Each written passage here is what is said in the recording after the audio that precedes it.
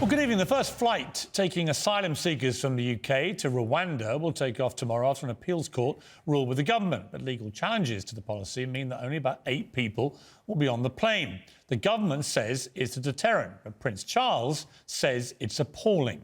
Boris Johnson responded to that charge this morning. Just to clarify, Prince Charles is wrong, Prime Minister. Let me put it this way, Nick. What I don't think that we should support is continued activity by criminal gangs. No, I hear that, PM. But the Prince Charles is wrong. Boats, very frail and very dangerous boats, risking their lives, but also breaking the law.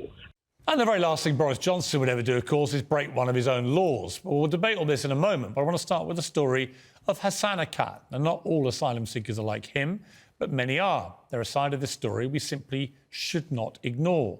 11 years ago, he was a 24-year-old English teacher in Damascus in Syria. He wasn't political, but when 15 schoolboys were detained and later tortured for the crime of spraying graffiti, Hassan, like many others, felt enough was enough. Peaceful demonstrations against President Assad's brutality broke out across his home country. So Hassan joined them and took videos of those protests to post online. For that simple act, which millions of us take for granted every day, he was beaten so badly by security forces he almost lost a leg. Months later, after a terrible spell in solitary confinement and facing a lifetime ban from teaching, he fled Syria, which by then was engulfed in a civil war that would soon become one of the deadliest this century.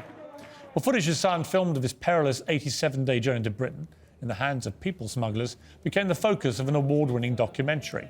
And in the UK, he became a successful filmmaker. But it was more his decision to join the front line of a different kind of war that brought him national acclaim here.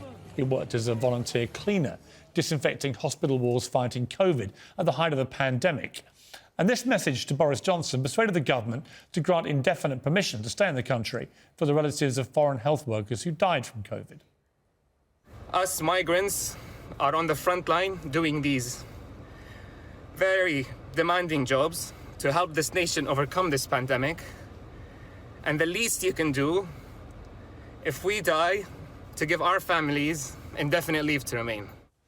A powerful contrast to the outcome of the protest that brought him to the UK.